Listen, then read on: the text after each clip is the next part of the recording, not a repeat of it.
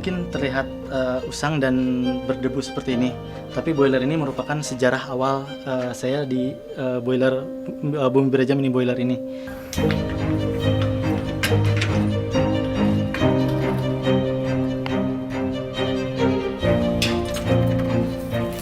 Saya bikin boiler mesin penghasil uap, tapi untuk UKM.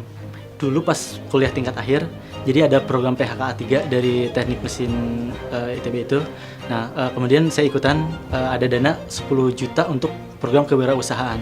Nah, ketika itu saya kan emang lebih banyak main ke UKM dulu tuh, karena untuk ngebantu pemasaran briket batubara. Kemudian kita coba mau bikin boiler yang sederhana untuk UKM karena saat itu UKM nggak ada jarang yang pakai boiler. Ada juga mereka pakai drum yang dibakar yang efisiensi rendah. Nah, kita coba bikin boiler yang sederhana.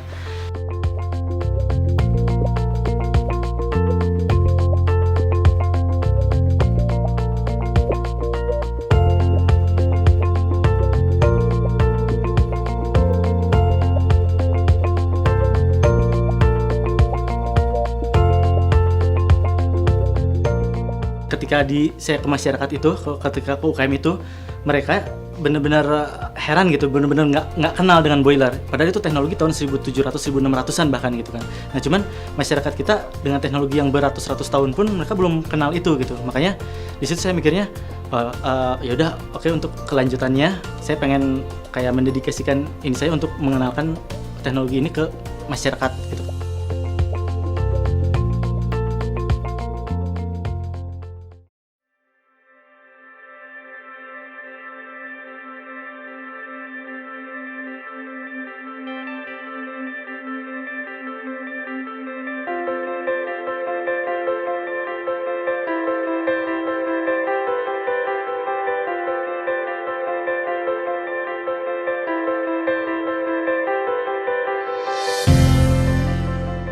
Saat itu saya sendiri belum menjual boiler tersebut gitu, jadi paling coba apa kesulitannya kita perbaiki. Nah, biasanya kan saya kalau bikin barang pasang di UKM, kemudian kita katakanlah seminggu atau 2 minggu nginep di sana, kita lihat mereka bisa ngoperasiin atau enggak, kesulitan mereka di mana, masalahnya di mana, setelah itu bawa pulang lagi segala macam gitu kan.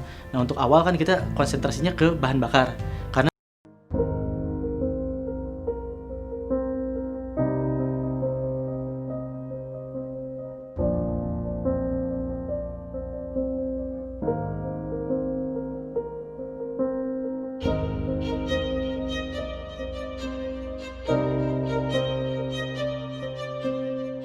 ini mungkin terlihat usang dan berdebu seperti ini, tapi boiler ini merupakan sejarah awal saya di boiler Bumi Beraja mini boiler ini.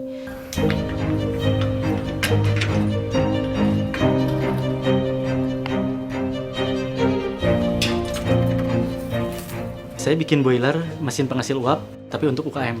Dulu pas kuliah tingkat akhir, jadi ada program PHKA 3 dari teknik mesin ITB itu. Nah, kemudian saya ikutan ada dana 10 juta untuk program kewirausahaan. Nah, ketika itu saya kan emang lebih banyak main ke UKM dulu tuh, karena untuk ngebantu pemasaran briket batubara. Kemudian kita coba mau bikin boiler yang sederhana untuk UKM karena saat itu UKM nggak ada jarang yang pakai boiler.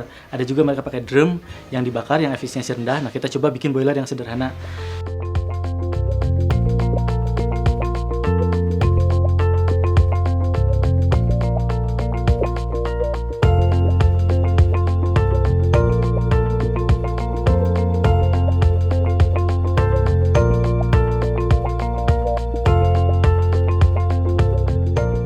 Ketika saya ke masyarakat itu, ketika ke UKM itu, mereka benar-benar heran gitu, benar-benar nggak kenal dengan boiler. Padahal itu teknologi tahun 1700-1600-an bahkan gitu kan. Nah, cuman masyarakat kita dengan teknologi yang beratus-ratus tahun pun mereka belum kenal itu gitu. Makanya di situ saya mikirnya, ya udah oke, untuk kelanjutannya saya pengen kayak mendedikasikan ini saya untuk mengenalkan teknologi ini ke masyarakat gitu.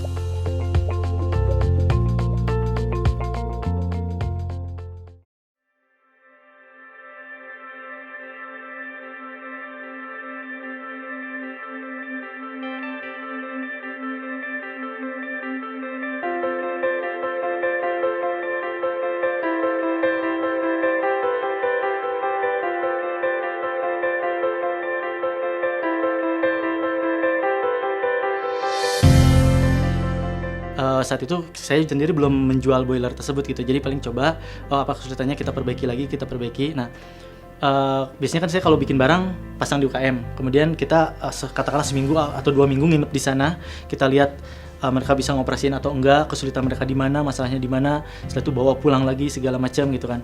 Nah, untuk awal kan kita konsentrasinya ke bahan bakar, karena UKM otomatis dia cari penghematan dan kemudahan. Bahan bakar itu jangan sampai sesuatu yang sulit jadi sesuatu yang mudah didapat di sekitar. Nah, otomatis itu akhirnya jatuhnya ke bahan bakar padat, entah itu kayu, pelet atau batu bara atau apapun, cangkang sawit, apapun lah bahan bakar padat. Makanya dari awal concern kita boiler bahan bakar padat. Kemudian sampai suatu saat ini mereka bisa nerima dan bagus hasilnya, mereka mau bayar juga. Nah setelah itu jalan beberapa ini, akhirnya dulu saya dapat pinjaman juga kebetulan KTA, langsung 1 juta kita pinjam menjadikan 5 boiler, kita sebar langsung ke UKM kayak gitu. Nah, dan ternyata dari 5 yang kita sebar itu 4 tuh balik sendiri. Nah, jadi karena mereka alasannya emang nggak bisa pakai gitu kan. Kalau saya mikirnya mungkin ya tadi edukasi mereka yang belum istilahnya nggak belum connect gitu, yang maksud itu ini sih kenapa kayak gini, padahal SOP-nya menurut saya cukup sederhana, hanya matiin blower, buka pintu, terus buka saluran udaranya, tutup lagi, isi lagi kayak gitu kan.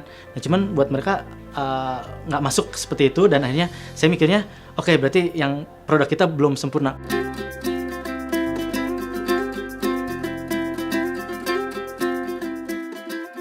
Soalnya kan kemarin si asapnya udah bagus, yang ini nggak ada asap, cuman nggak tahu nih, dia bisa boiler yang sedang kan, yang gede tenaganya kan, jadi 2 boiler langsung ditembakin sama dia. 2 boiler kecil? Iya, boiler yang kecil itu 2 langsung. Emang ada 2 boilernya? Ada 2. Oh, dia kan punya 1 ya boiler. Jadi dia punya 2 sekarang boiler kecilnya. Nah, yang satu lagi dia emang minta yang smokeless, yang emang nggak ada asap banget. Tapi kan boiler sekarang udah nggak ada asap nih, Pak. Ya, yang boiler yang dulu dia yang gedenya yang harus dimodif. Itu aja.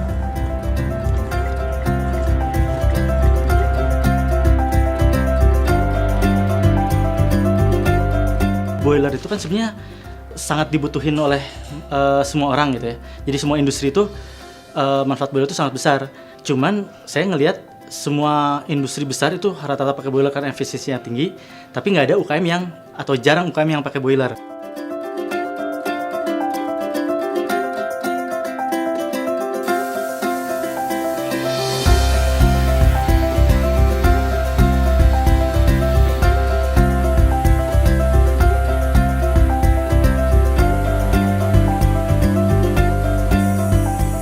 Prosesnya ternyata nggak semudah itu. Saya pikir hanya lah dari boiler besar kita perkecil. Nah, itu mungkin hampir 6 tahun lah kita istilahnya riset terus gitu kan. Karena dulu begitu TA pun saya tentang boiler juga, boiler tahu kita bikin boiler. Nah, cuman masih banyak kendala, diantaranya ya tadi nggak continue, sedangkan UKM itu kita rata-rata ada yang 24 jam dia nggak berhenti gitu, terus aja dia produksi. Nah, akhirnya kita gimana caranya yang ini continue. Nah, tahun 2009 itu tuh saya pakai yang sistem downdraft gasifikasi yang pembakaran terbalik. Nah, itu dengan kayak gitu itu lebih efisien pertama, kemudian juga bisa berjalan secara kontinu.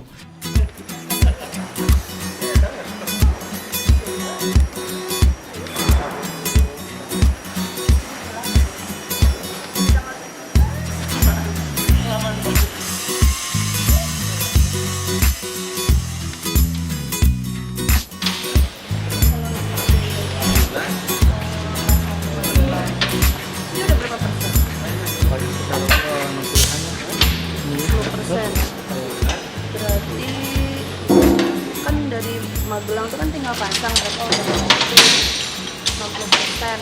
Terus dia tuh kemungkinannya mau yang ini ya, nggak yang itu ya? Jadi yang kecil tapi yang buat satu fabrikan. Oke. Paling dia kan kita pesanan opat lang, gitu nanti jadi emang kada barengan sedayana. Nah, iya langsung dihiekeun nu 3 deui kan di ditu. Itu ge langsung terus digarap di minggu ieu kada beres. Ya, jadi si Magelang versinya semuanya ini ya? Magelang kayak gini, terus Jakarta juga makanya momen jantan tuh Sabtu tuh demo ke Jakarta oge, di sana ke Jakarta. Jadi mah prioritas ya heula ya, ulah nu mana-mana heula. Cobi di eta non nya berdak di ieukeun heula lah nya. Soalnya minggu depan teteh ada jadwal ke Jogja, jadi enaknya barengan sama kirim ini gitu. Yang jadi kirim Magelang, Sakantenan teteh sama ke Jogja. paling tingantun aksesorisna gitu. Aksesoris teh Kak Dudu coba belanja nu ieu keuna. Nah, panto tong hilap berarti ayeuna atau ayeuna lah potong-potongan lah. Kumaha-kumahana. Kalau ini mah feeding juga dah belum otomatis ya? Enggak. Masih manual. Aman. Oke.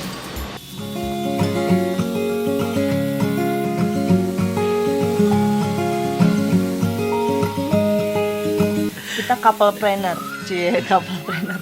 Jadi kita ada hubungan usaha bareng lah istilahnya, bukan hubungan bisnis ya. Jadi kita membangun usaha bareng gitu. Sebenarnya lebih ke saya membantu usaha suami saya sih sebenarnya. Walaupun dia yang jadi direkturnya. Jadi saya anak buahnya sebenarnya.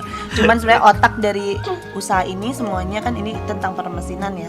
Otaknya kayak yang bikin mesinnya, apanya segala macam ya dari Panafi ini karena dia jurusan mesinnya itu yang bikin mesinnya dia. Saya cuman bantu di segi bisnisnya aja. Meskipun saya juga orang engineer, cuman ya itu yang dibutuhkan di segi bisnisnya itu saya bantu di segi itunya gitu. Gimana pun kan kita sulit ngebedain ya antara di kantor, di rumah, terus kayak apalagi dia di kantor sebagai direktur, terus di rumah ya tetap aja istri kayak gitu kan. Nah buat saya sendiri kadang-kadang yang itu sebenarnya itu keputusan direktur jelas harus diturutin segala macam, cuman di lain sisi juga kamu kan istri saya harus nurut, nah kayak gitu jadi ada konflik of interestnya lah, kayak gitu ya. Walaupun ya kita istilahnya tetaplah beresin bareng segala macam gitu. Enaknya masuk kamar masalah selesai. Beres. Itu mungkin kelebihannya. Cuman ya sering lah nyampur yang kayak gitu tuh sering banget gitu kan.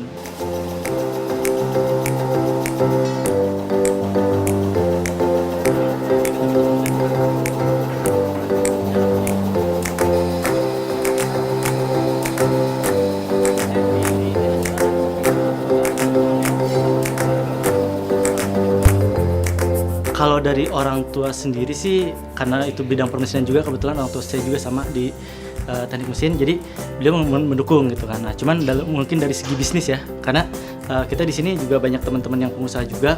Nah, awalnya mereka kayak bener-bener ngapain sih ke UKM kayak gitu kan? Karena UKM itu pasar yang gimana ya? Emang besar mereka bilang, cuman mohon maaf ya mungkin pasar yang nggak beruang lah.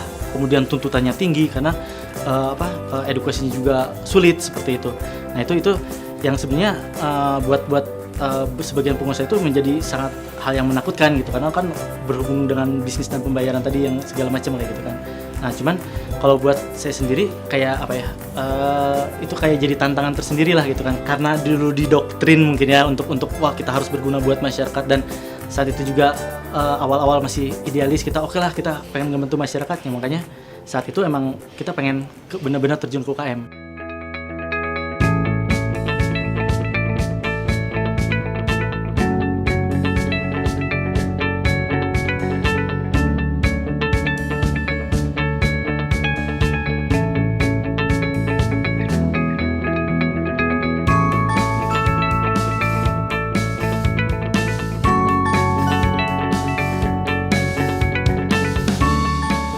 Kita kan bikin si boiler mini itu saya usahakan semurah mungkin, jauh sekali harganya dengan boiler yang ada di pasaran ya. Sangat murah kalau dibandingin dengan boiler Jepang atau studio yang besar-besar. Nah cuman meskipun itu udah murah, kecil, tetap untuk UKM itu ada harganya segitu. Boiler saya itu tetap untuk UKM itu terlalu berat. Secara cash money mereka tuh kalau saya tawarkan ke UKM dari 10 UKM yang pengen pakai boiler setelah didemokan tuh paling cuma 1 orang yang bisa beli.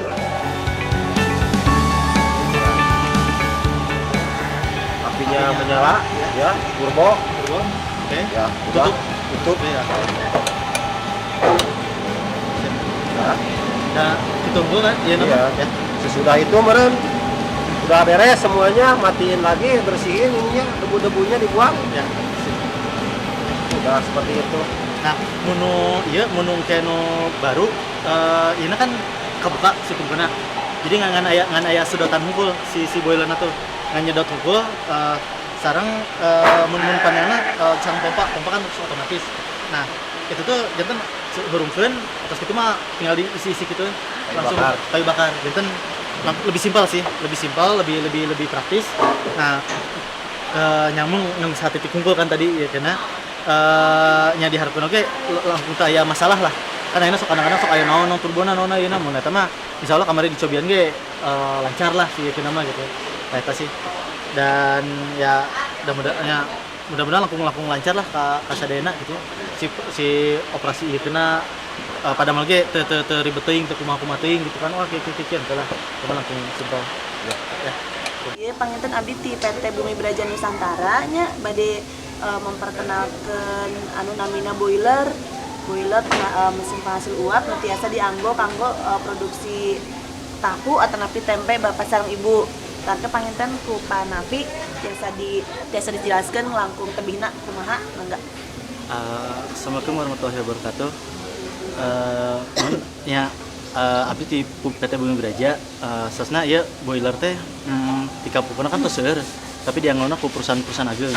Nah, sangaja emang abdi ngadamel nu alit kanggo UKM gitu kan nu emang simpel lebih ieu.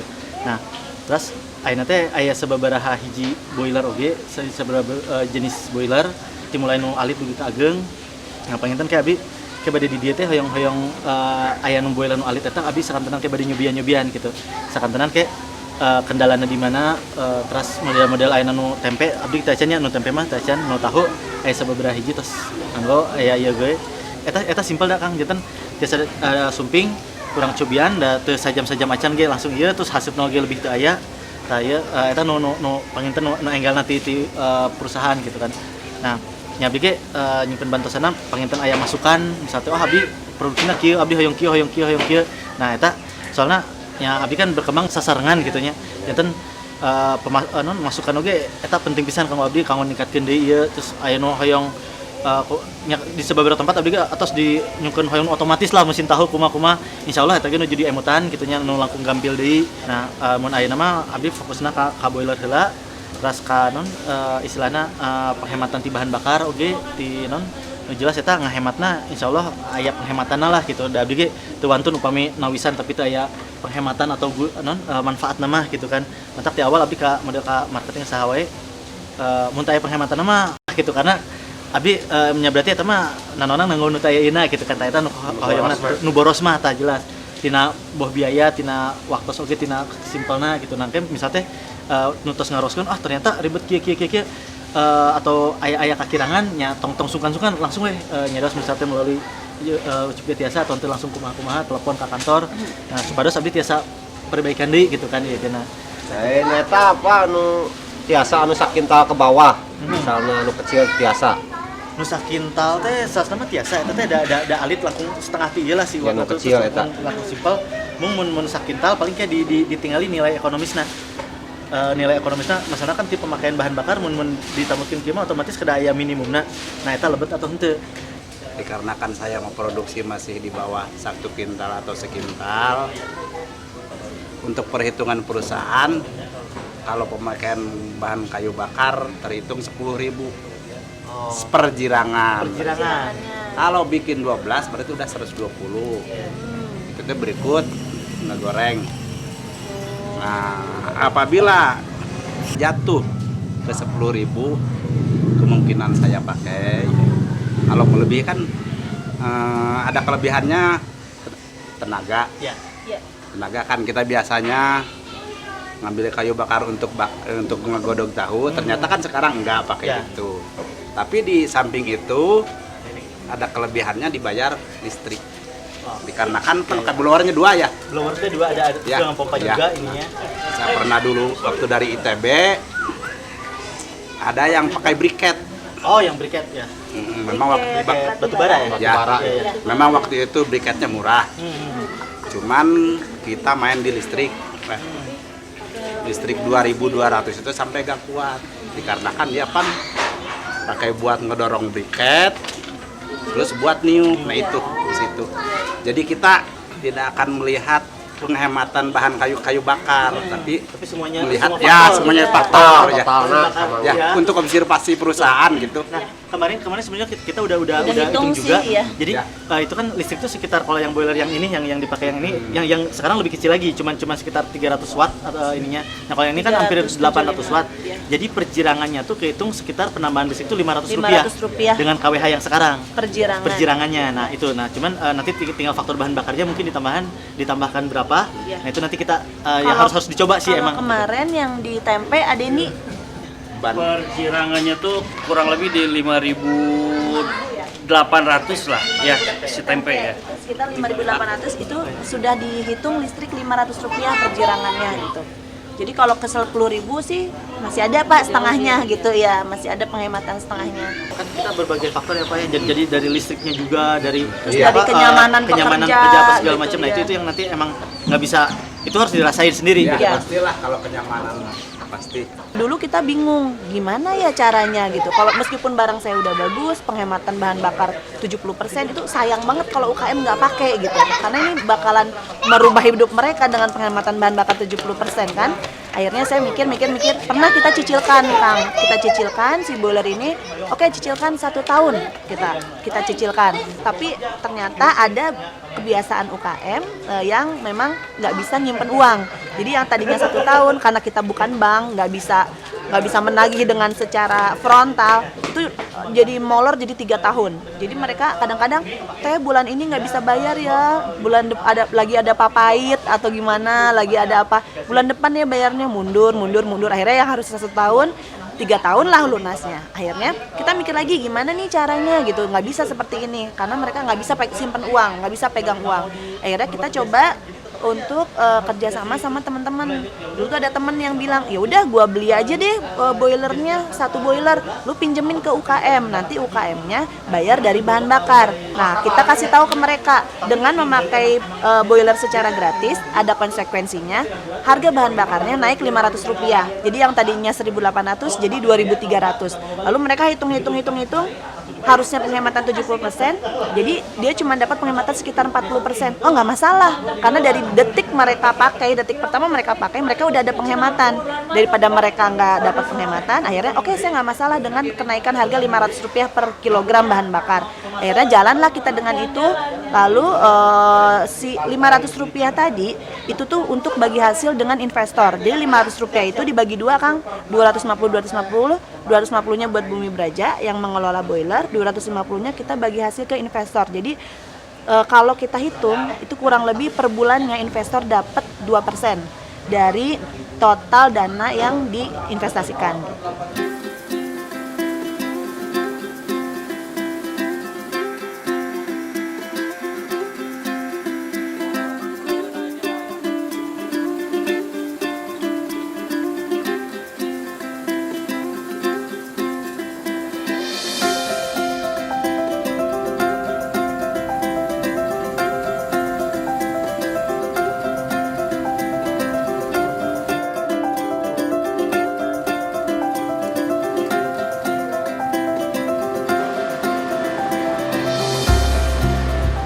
Sebelum sampai ke uap ini kayu bakar dulu, karena kayu bakar bahannya terbatas kan, dari hutan kan, kalau diambil terus kan memang kelamaan bisa habis juga kan. Adalah dari pemerintah tuh masukan bagaimana kalau pakai gas, dari pemerintah tuh kan, lalu kita pakai gas, kita semua pakai gas, sampai saya kesininya pemerintah kan menganjurin buat pakai bahan bakar terobosan lah gitu. Untungnya dari Bumi Braja, alhamdulillah ada uap gitu kan. Bahan bakarnya biomas sama kayu bakar yang kecil-kecil ini kan udah limbah. Kalau yang kayu bakar yang kayak gini, kalau yang masih hau itu kan masih tungku dulu, susah ini pakainya. Yang kecil-kecil. Kalau buat para pekerja, misalkan pakai kayu bakar, dia kan masing-masing. Sekarang misalkan di pekerjaan ada 6 buah pekerjaan kan, harus 6 orang yang mengisi bahan bakar buat manasin bahan buat bikin tahu kan. Kalau pakai uap cuma 1 aja kan mesin. Ini bisa dipakai maksimal 5 titik lah. Jadi lebih simpel pakai uap lah kalau simpel gitu. Tapi emang modal pertama besar. Kalau buat yang baru pertama ngerintis, kalau buat produksi tahu mungkin nggak kuat ya, soalnya kan belum ada modal gitu kan, modal pertama gitu. Tapi kalau buat yang sudah misalkan udah lama, misalkan usahanya udah lama, udah berjalan lah gitu kan, pastilah sedikit-sedikit udah ada modal gitu kan.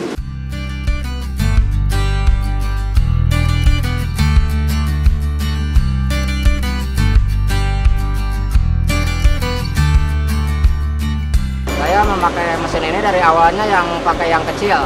Ya, yang kecil itu saya memakai selama 3 tahun dan sekarang itu dipakai yang besar. Yang besar ini baru 10 bulan. Pemakaiannya ya alhamdulillah sejak pakai mesin uap ini tidak ada kendala ya, kendala dari bahan bakar atau dari apa nggak ada. Alhamdulillahnya lancar-lancar aja. Hasil produksi alhamdulillah bagus ya. Hasil produksi dan sekarang juga saya alhamdulillah meningkat ya semenjak pakai mesin uap ini. Dulu saya produksi cuma 5 kintal, kalau sekarang saya produksi udah mencapai 1 ton lebih per hari. Kalau pakai gas itu kan kalau dibandingkan harga sekarang ya 20.000 lebih kan 1 tabung. Kalau pakai mesin uap ini dari 10 kilo pembikinan tahu itu hitungannya cuma 12.000. Sewaktu dikasih ditawarin pakai mesin uap, karena ada tim itu yang kasih tahu cara-caranya, dikasih tahu selama 2 hari. Jadi pekerja juga nggak susah, cuma tinggal pencet-pencet tombol aja. Apalagi sekarang kan ini mesin yang besar udah otomatis. Udah kalau dulu yang kecil masih manual juga saya juga nggak bingung gitu pakainya caranya gimana. Apalagi sekarang ini kan udah otomatis, lebih enak gitu. Cuma ngisi bahan bakar aja, tinggal ngisi bahan bakar.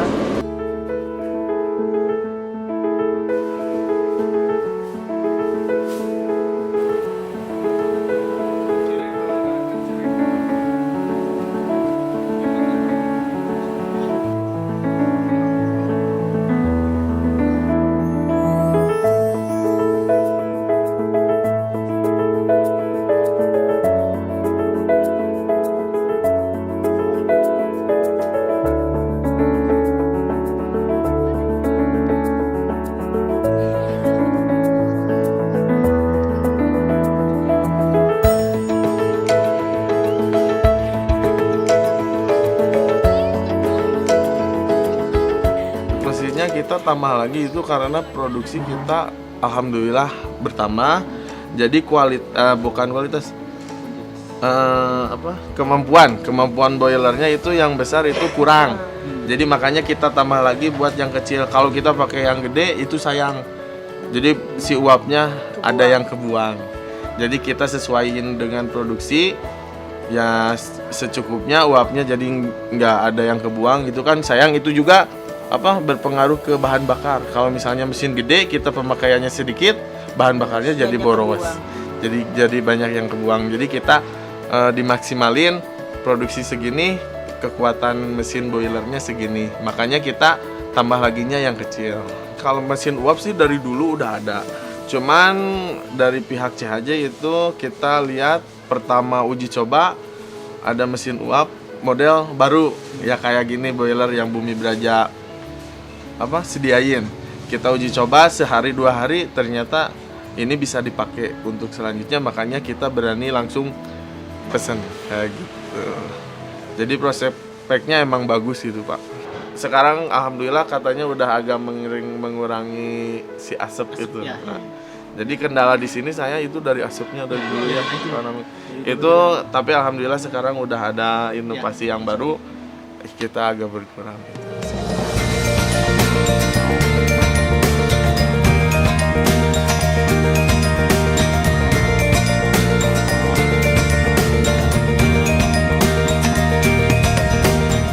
Impian saya tuh sebenarnya masih banyak ya. Kayak boiler ini sebenarnya titik awal di mana saya pengen ngenalin boiler ke semuanya, ke masyarakat. Kalau perlu boiler itu ada di setiap rumah, ada di setiap karena kegunaan boiler ini sangat luar biasa gitu. Meskipun ini tuh teknologi yang lama, tapi benar-benar masih bisa kita pakai sampai sekarang, dan kalau kita kembangin dengan serius ini kita banyak banget kegunaannya gitu kan. Efisiensinya tinggi gitu kan? segala macam. Nah, termasuk salah satunya adalah mungkin ya itu tadi PLTU mini yang istilahnya yang itu impian saya sih sebenarnya gitu kan, kita semua sebenarnya gitu kan. Kayak kita ngelihat kan potensi bahan bakar yang ada di mana-mana, kita juga pengennya si mini boiler ini tuh masuk tapi dengan tetap menghasilkan listrik tapi dengan tetap low maintenance. Jadi nggak harus yang boiler yang bertekanan 40 bar, 50 bar yang orang ngoperasiinnya aja harus sertifikasi segala macam. Saya pengennya boiler ini yang dipakai. Boiler yang semua bisa ngoperasiin. Gitu baik ya. katakanlah yang ini Kan sampai yang nggak sekolah pun gitu. itu bisa ngoperasiin ini gitu. Yang nggak ngerti apa segala macam hanya dikasih tahu terus low maintenance juga gitu kan.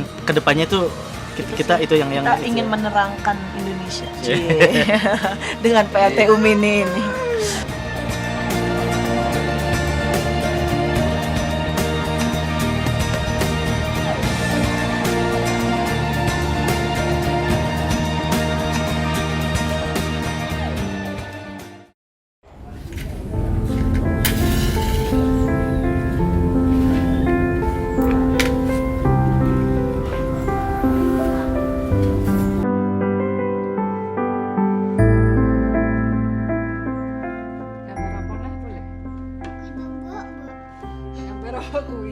Bolah lah listrik meneh.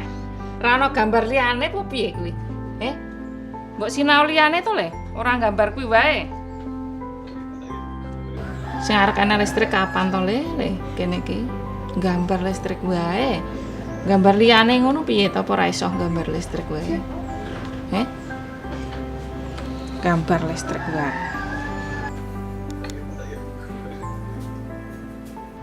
Aja gambar kuwi terus lho ya. Wong bukune entek engko. Mbok tembas berase ra ono lho ya. Nggih. Saya dari kecil itu sudah tertarik dengan listrik. Padahal listrik itu masih langka sekali waktu itu. Bahkan masih gelap dulu di lingkungan Sragen, Gemolong dan sekitarnya itu masih gelap. Saya juga heran ya. Jadi saya juga lihat listrik aja baru 2 kali saya lihat listrik itu.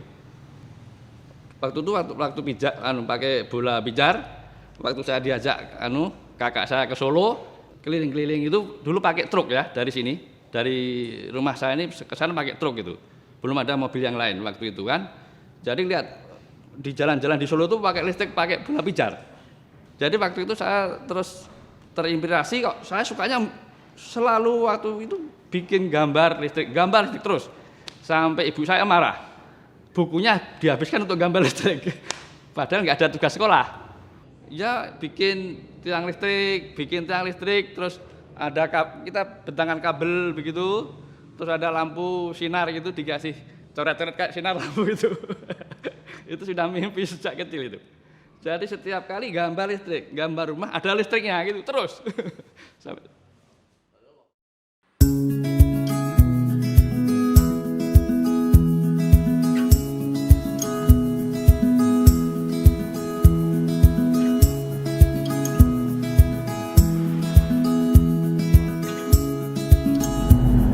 pada dasarnya itu air itu banyak di pegunungan. Jadi kita memang punya gagasan tuh pasti di sana banyak air kan begitu. Dan lagi pula tempatnya terpencil. Jadi kita ke sana. Waktu itu dengan istri saya itu. Kita jalan-jalan di istri saya sambil jalan-jalan sambil nyari lokasi untuk pembuatan itu PLTMA itu. Ternyata setelah kita telusuri, kita tawarkan ke masyarakat, diskusi, nah, ternyata ada sambutan. Akhirnya kita bangun di situ, masyarakat antusias lah waktu itu untuk menikmati listrik yang ditunggu-tunggu. Katanya sudah sampai merdeka kok belum menikmati listrik kan gitu.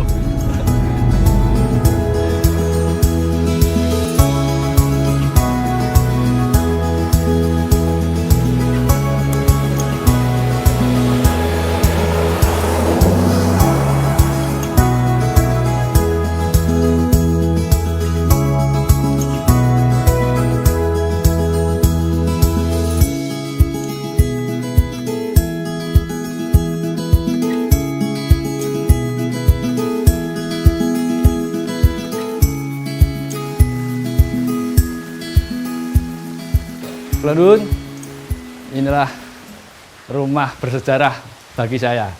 Waktu saya merintis pertama kalinya membuat usaha PLTMH pada tahun 1988, tepatnya 26 tahun yang lalu.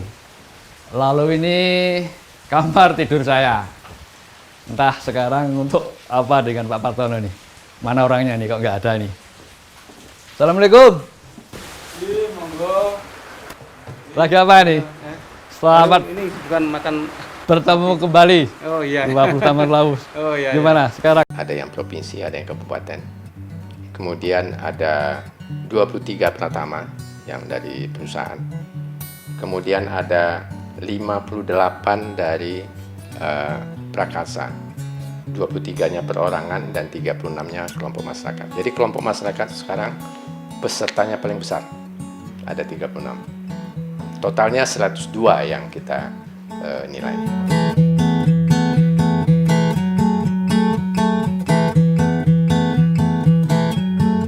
Kita menilai lebih kepada siapa yang sudah dapat dimanfaati aktivitasnya itu oleh masyarakat. Nah, dari situ kita lihat kalau sudah dimanfaatkan, apakah hasilnya itu bisa dibeli dalam tanda petik oleh masyarakat. Tentu ada harga jual. Nah, kalau dia misalnya bagus tapi mahal, masyarakat itu tidak bisa memanfaatkan, kita tidak kasih nilai tinggi. Jadi inovasinya itu yang kita nilai tinggi, inovasi yang bisa diaplikasikan. Tapi kalau inovasi masih ilmu dasar, kita tidak nilai tinggi di sini. Jadi inovasi yang bisa diterapkan di masyarakat dan langsung dimanfaatkan oleh masyarakat itu lebih tinggi nilainya.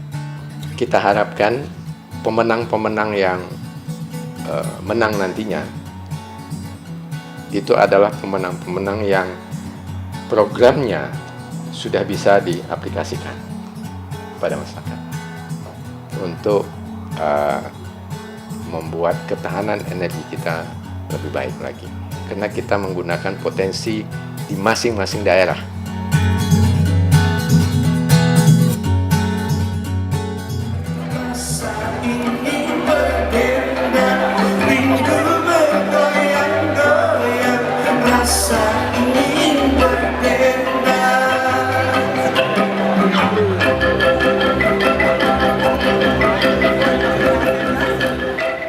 Kita mau membiasakan Pak, setiap tahun itu ada award untuk semua pejuang di bidang energi.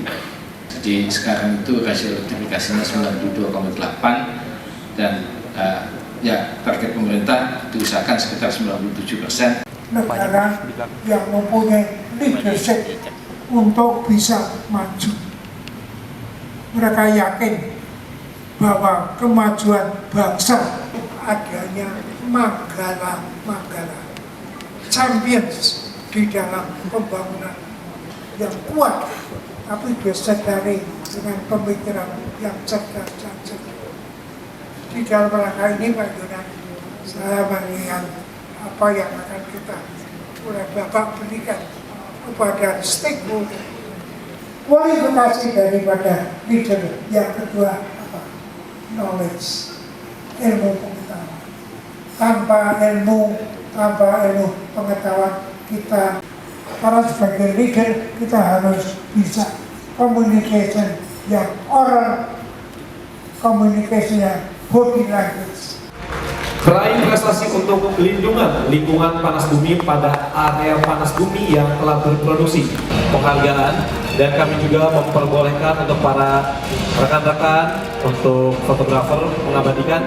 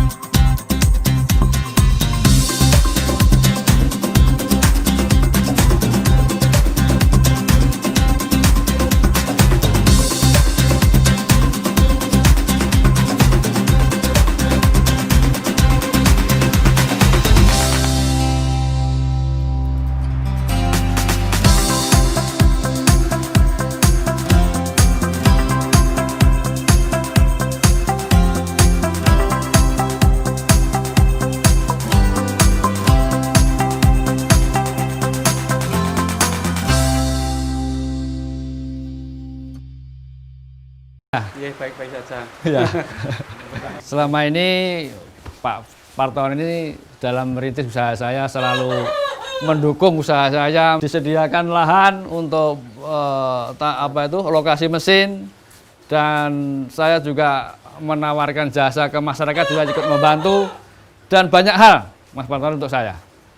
Itu kira-kira, jadi selama ini memang saya terima kasih banyak atas dukungan Mas Parton sampai sukses sampai keluar Jawa atas dukungan Mas Parton. Saderenge Mas Budi dalam mriki, lah niku masyarakat mriki pancen kebingungan butuhke penerangan lampu sing luwih terang karepe ngoten ning saderenge anu niku mboten wonten lampu mesti peteng dedet ngoten nika. Lah niku Mas Budi kepengin damel lampu wonten mriki, lah perlu kula dukung lokasi kula cepaki, kula lahan kula cepaki supados damel senenge masyarakat mriki. Terus Mas Budi bikin pada lajeng damel estu wonten mriki, damel listrik saking tenaga air PLTA niku. Lah niku terus dipakai kali masyarakat mriki, dan niku masyarakat mriki dadose nggih luwih seneng saestu. Zaman semonten niku enten namung lampu tintir. Terus enten masyarakat betahne nyetelne napa TV setunggal kalih ngoten niku nyetrumne aki mah dateng anu Sragen, teng Karangpandan, itu jauh sangat 30 kilo, 35 kilo membawa aki niku. Sampune enten PLTA niku, dadi masyarakat iki mboten nyetrumne aki teng mriko-mriko, dadi nggih mung seneng ngoten mawon. Masyarakat mriki niku nggih ragu-ragu napa bakal niku saged nyala napa mboten. Wong selawase mriki dereng enten listrik. Nggih niku ragu-ragu sedaya masyarakat sak mriki. Dadine niku bareng didamel saestu pun nyala, masyarakat sak kelurahan niku sami nonton sedaya. Dadase nampi nonton sedaya ngantuk kebuak ngene kok. Griya kula niku nganti nggih niku listrike kok nyala kaya mati ngoten niku wonten mriki. Nggih ora nyangka-nyangka kok banyu kaya ngono kok iso dadi kaya ngene ngoten niku. Dadine terus masyarakat mriki enten do seneng ndang kapan-kapan ndang teko nggon aku Mas yo ndang pira bayare aku nyarah. Wis aku alhamdulillah. Hasil karya saya dinikmati oleh masyarakat luas.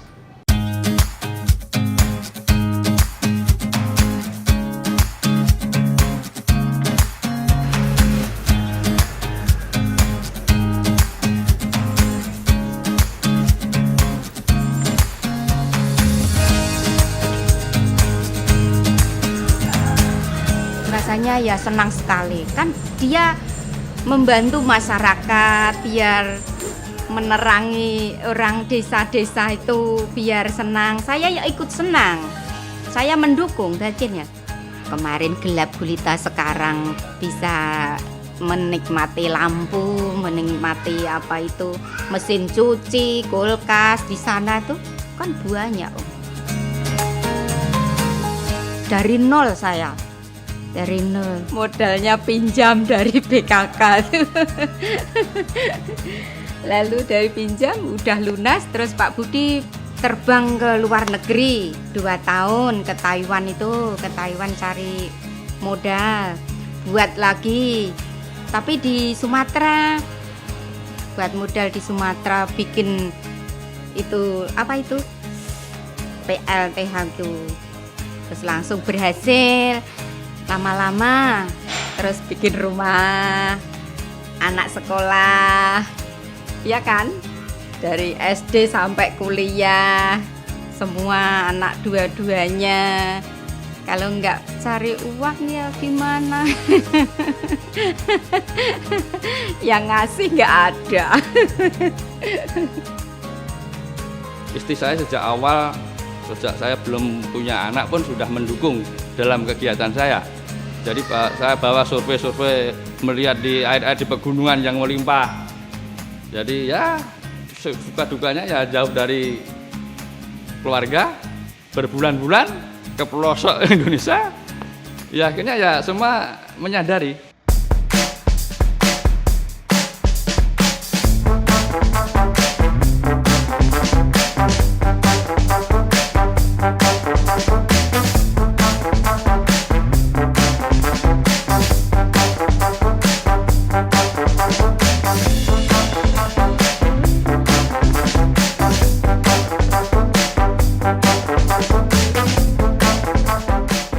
tertarik dengan pedesaan, terutama penyediaan energi listrik. Karena listrik sangat didambakan oleh masyarakat, kebetulan di sana akses listrik sangat susah. Jadi listrik itu sangat sedia banyak di pedesaan, sangat langka juga, karena mungkin nggak tertarik, mungkin daerahnya sangat terpencil dan lain sebagainya, saya nggak tahu. Yang jelas listrik sangat diperlukan oleh masyarakat pedesaan.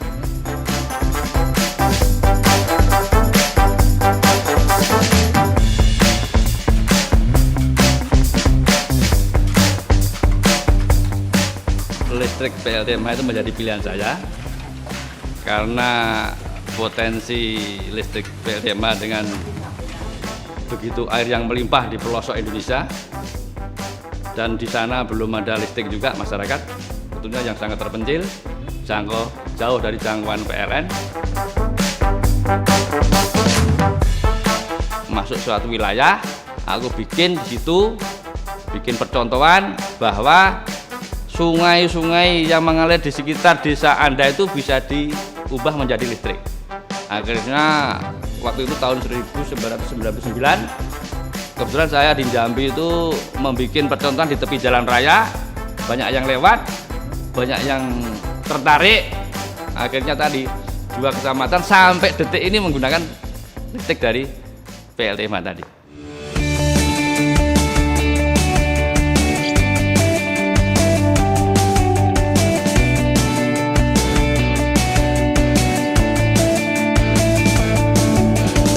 Kalau saya tanya-tanya ke masyarakat yang menggunakan genset, itu rata-rata tuh 300 sampai 600 per bulan pengeluaran untuk beli BBM kalau genset. Nah, sedangkan kalau menggunakan PLTMH antara 30.000 sampai 100.000 per bulan. Jadi jauh sekali secara ekonomi itu memang penghematan luar biasa. Kalau pakai menggunakan genset itu paling pol itu jam 10 malam. Tapi kalau menggunakan PLTMH semalam suntuk. Jadi secara nasional itu juga ada dampaknya karena mengurangi konsumsi BBM kan.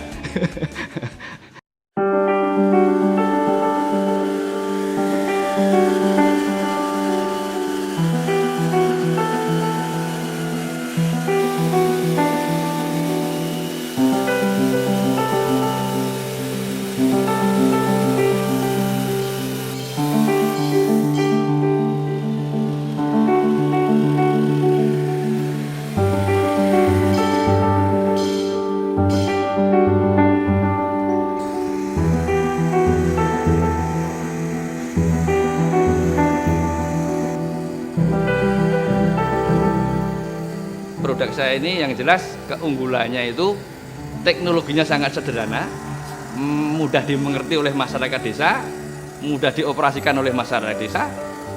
Jadi listrik itu harus terang, harus handal.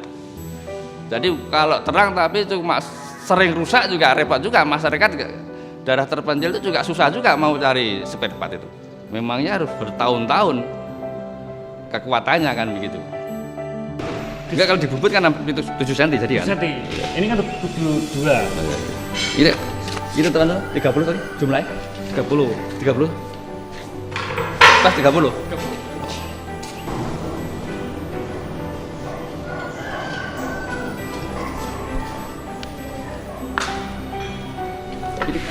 Ini komplit lagi.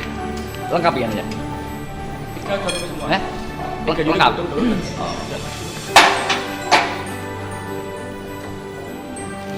Oh, sudah buat 5 kayaknya.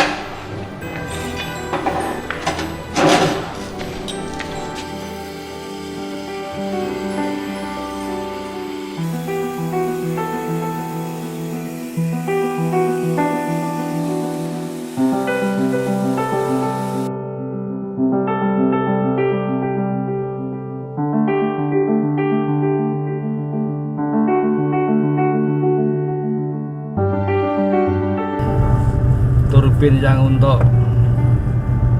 ukuran 120 itu sudah sampai di mana tuh? Untuk persiapan barang kurang 10%. Kurang 10%. Jadi apa yang belum itu kira-kira? Yang belum lidah. Kan ya apa itu katup ya? Lihat lidah katup sama setir. Itu aja. Jadi Sama baut bak turbin. Sama spare apa itu aksesorisnya ya? Aksesorisnya. Jadi kira-kira kapan tuh selesai itu? Inti untuk perakitan untuk pengelasan turbin hari Sabtu sudah selesai. Hari Senin sudah masuk ke bubut. Ke mesin bubut ya? Ya, terus acara selanjutnya setelah turbin anak-anak merakit bak turbin kurang lebih 1 minggu sudah selesai.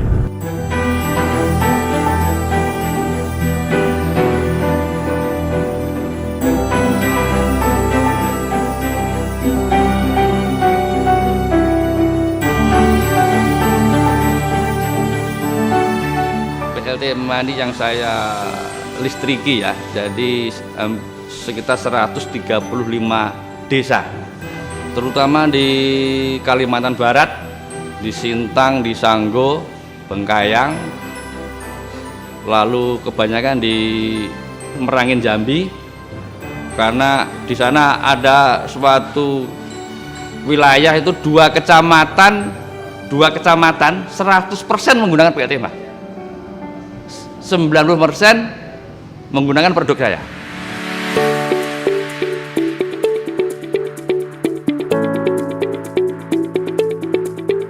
Ya saya mengucapkan terima kasih lah dari pemerintah ya.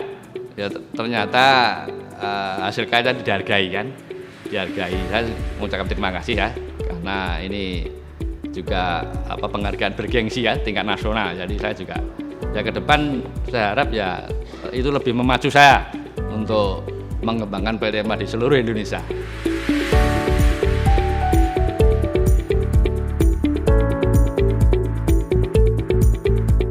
Indonesia ini luas, jadi kemungkinan kecil kalau PLN itu menjangkau ke seluruh pelosok, pulau-pulau terluar, pulau-pulau terpencil.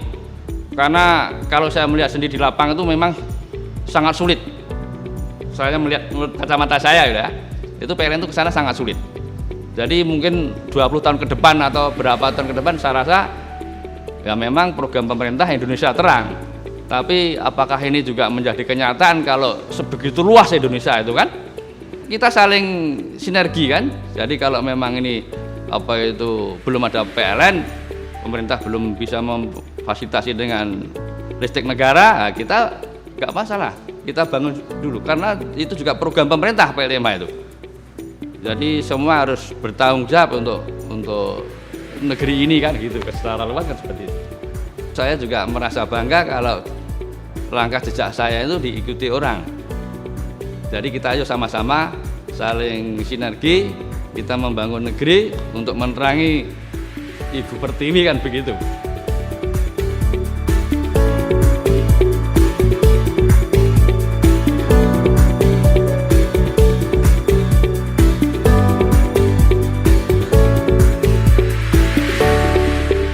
Tujuan utama dari pelaksanaan penghargaan energi ini itu adalah untuk memberikan spirit kepada masing-masing kategori supaya lebih giat untuk melakukan penelitian, penemuan-penemuan, percobaan-percobaan sehingga potensi energi di daerah bisa dimanfaatkan untuk kebutuhan daerah tersebut. Jadi ada 4 kategori. Yang pertama adalah prabawa. Prabawa itu saat ini disertai oleh 20 pemerintah daerah. Yang kedua adalah pratama. Pratama ini dari perusahaan-perusahaan. Kemudian yang ketiga adalah prakarsa. Prakarsa ini bisa perorangan, bisa berkelompok. Nah, mereka ini mengajukan suatu usulan untuk dievaluasi dan dinilai terhadap aktivitas yang mereka lakukan yang berhubungan dengan pembangunan energi, pemanfaatan energi. Nah, kita sudah beberapa kali kita lakukan itu. Cuma sekarang ini digabungkan. Jadi ada lomba konservasi, efisiensi, ada penghargaan energi, sekarang digabung menjadi satu. Dan ini baru pertama kali yang penggabungan itu. Kita lihat yang nomor 2. Nomor 2 itu dari Lampung. Pemda Lampung ya. Itu mengenai apa itu ya? Oh iya, pemdanya ya, semuanya ya. Ada kebijakan, ada pembangunan, ada apa.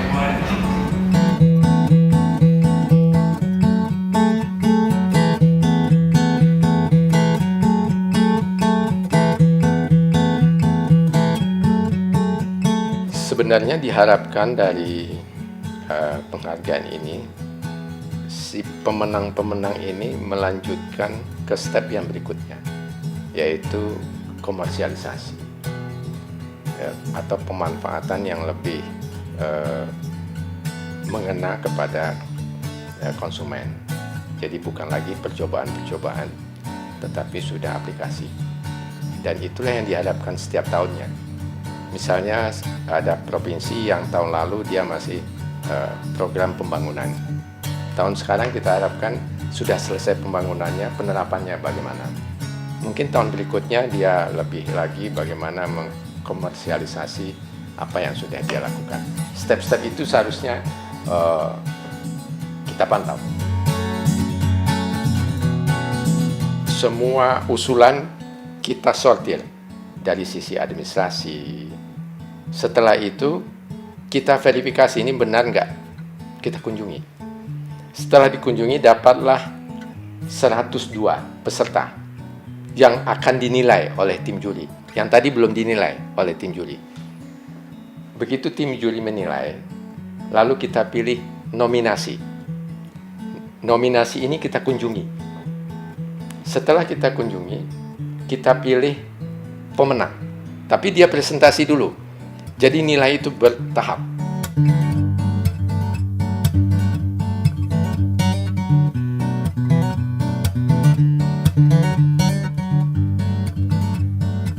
Prabawa itu ada 20 pemerintah daerah.